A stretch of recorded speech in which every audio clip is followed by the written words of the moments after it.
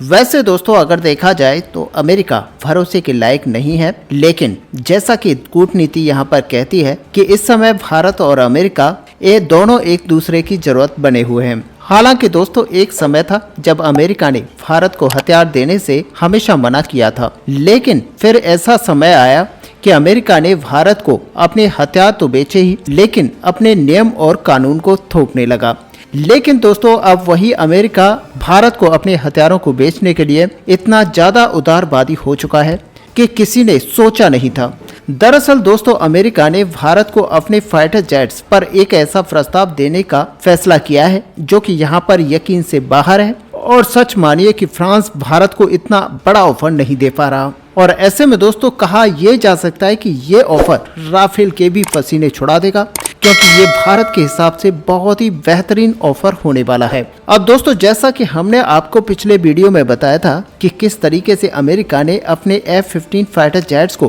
भारत को ऑफर किया है, और सच मानिए कि अब सबसे कम कीमत पर सबसे ज्यादा ताकतवर फाइटर जेट देने का प्रस्ताव भारत को दे दिया है। यहाँ तक कि आपको बता दें कि अमेरिकन बोइंग कंपनी की तरफ से यहाँ तक कहना है कि भारत हर हाल में हमारे फाइटर जेट्स खरीदने के बाद में अपने स्वदेशी हथियारों को इसके अंदर इंटीग्रेट कर सकता है, और ये पूरी तरह से स्वतंत्र होगा। भारत जिस तरीके से चाहे इस फाइटर जेट को यूज कर पाएगा, और जिस तरीके से चाहे भारत इस फाइटर जेट के अंदर अपने वेपन्स का इंटीग्रेशन कर पाएगा। ये वही वेपन्स होंगे जो कि DRDO के द्वारा भारत के ही अंदर बनाए जाते हैं। और सच मानिए दोस्तों आज से पहले भारत को ही नहीं बल्कि अमेरिका दुनिया भर के किसी भी देश को अपने फाइटर जेट्स के अंदर किसी भी तरह के वेपन्स को लगाने से पूरी तरह से मना करता है। और अमेरिका अगर किसी फाइटर जेट को दूसरे देशों को देता है तो वह अपने फाइटर जेट के अंदर अपने ही वेपन्स को यूज करने देता है। और ऐसे में दोस्तों यहाँ पर बोइंग कंपनी की तरफ से क्लियर कर दिया गया है कि जो भी फाइटर जेट भारत को यहाँ पर दिया जाएगा उसमें इंटीग्रेशन करना काफी आसान होगा,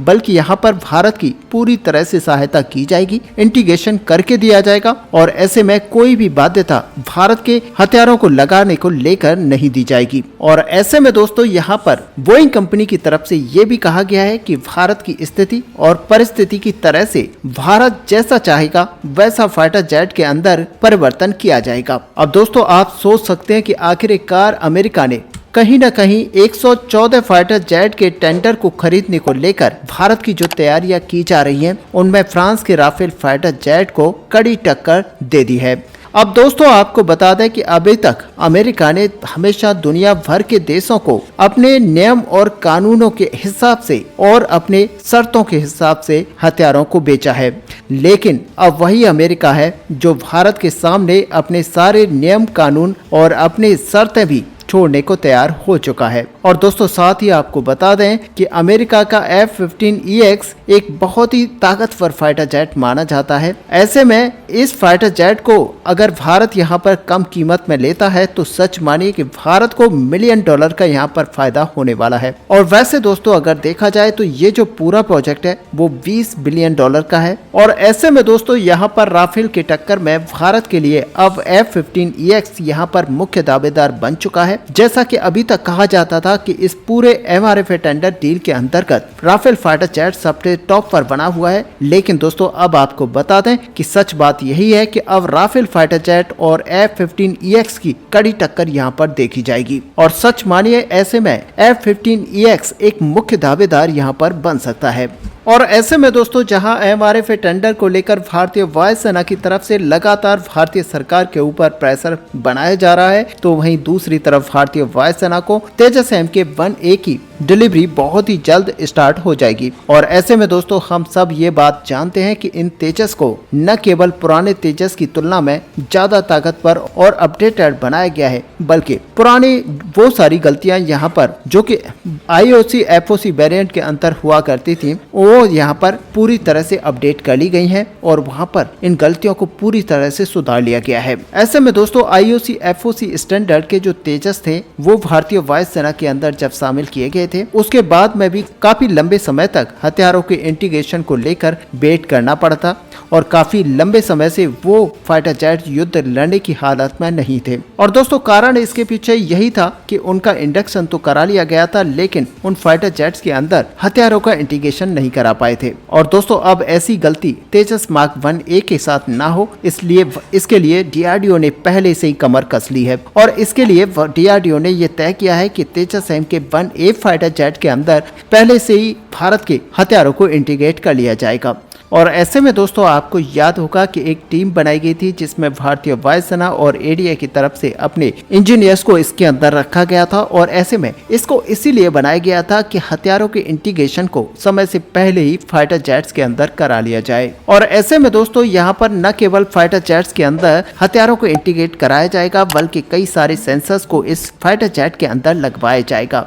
और इसे लीड यहाँ पर भारतीय वायुसेना की टीम से किया जाना था। और अब दोस्तों यहाँ पर इनकी योजना ये है कि जो वेपन्स हमारे पास ऑलरेडी हैं उनका इंटीग्रेशन यहाँ पर चल ही रहा है, बहुत ही जल्द इनको सर्टिफाई कर लिया जाएगा। लेकिन कुछ वेपन्स जो कि बहुत ही ज्यादा इम्पोर्टेंट है और आने वाले कुछ ही समय के अंदर बनकर तैयार हो जाएंगे, तो उनके इंटीग्रेशन को लेकर भी काम यहाँ पर स्टार्ट करवा दिया गया है। और सच मानिए कि हमारे तेजस जैसे ही भारतीय वायुसेना के अंदर इंडक्ट कराया जाएगा तो उन सारे वेपन्स को भी इसके अंदर इंटीग्रेट करा लिया जाएगा। और दोस्तों सच मानिए कि इन वेपन्स का नाम जानकर आप आश्चर्यचकित हो जाएंगे, क्योंकि इन वेपन्स की पावर खतरनाक होगी। तो दोस्तों अब आपको बता दें कि यहाँ पर अस्त्रा मार्क 1-2 नहीं, बल्कि यहाँ पर अस्त्रा मार्क 3 का नाम निकल कर आ रहा है, जो कि बहुत ही ज्यादा घातक होने वाली है। और आप सभी को बता दें कि यहाँ पर अभी अस्त्रा मार्क 3 को DRDO की तरफ से कम्प्लीटली बनाकर तैयार नहीं किया गया है, बल्कि इस पर काम किया जा रहा है और बहुत ही जल्द इसको बनाकर सर्विस में ले लिया जाएगा।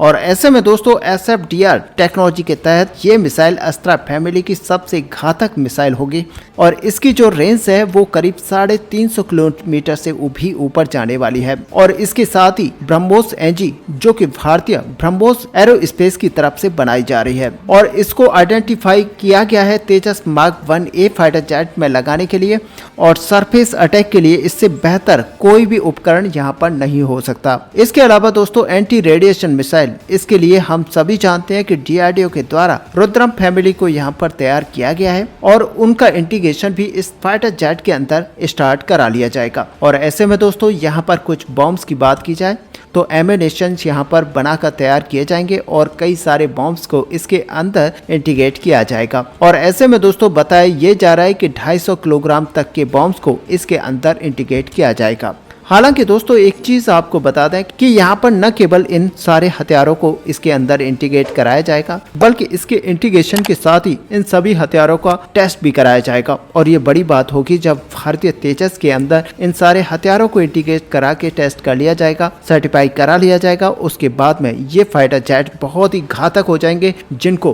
भारत अपने बॉर्डर्स पर तैनात कर देगा। और दोस्तों हमने आपको पहले भी बताया था कि इन फाइटर जेट्स के अंदर रुद्रम फैमिली की तीनों मिसाइलों को इंटीग्रेट कराया जाएगा, जिसमें रुद्रम मार्क 1 होगी, रुद्रम मार्क 2 होगी और इस तरह से इस फाइटर जेट के अंदर ये तीनों मिसाइलें होंगी जब इनका यूज किया जाएगा। और भारत इन फाइटर जेट्स के अंदर ज्यादा से ज्यादा अपने वेपन्स को इंटीग्रेट कराना चाहता है। और दोस्तों यही वजह है कि इन दोनों ADA और वायुसेना की यहाँ पर टीम बनाई गई थी, जिसको केवल यही काम सौंपा गया था कि इन फाइटर जेट्स के अंदर इन सारे वेपन्स को जल्द से जल्द इंटीग्रेट करा लिया जाए। और दोस्तों इसी के साथ आपको बता दें कि ये वो टीम बनाई गई है जिसको तेजस मार्क 2 के अंदर भी इसी तरह से इंटीग्रेशन कराने के लिए काम दिया जाएगा और यही टीम वहां पर भी काम करेगी। ऐसे में दोस्तों सच माने कि जब भारतीय वायुसेना के अंदर एक सही संख्या में यानी कि 83 फाइटर जेट्स को यहाँ पर इंटीग्रेट करा लिया जाएगा, तो आप मान के चलिए कि भारतीय वायुसेना की ताकत यहाँ पर किस लेवल तक पहुँच जाएगी। ऐसे में दोस्तों इस बड़े अपडेट को लेकर यहाँ पर आपका क्या व्यू है, आप अपना व्यू हमें कमेंट पे लिखकर जरूर बताएं। साथ ही अगर वीडियो आपको अच्छी लगी हो तो लाइक और शेयर करना ना भूलें। मिलते हैं नेक्स्ट वीडियो में, तब तक के लिए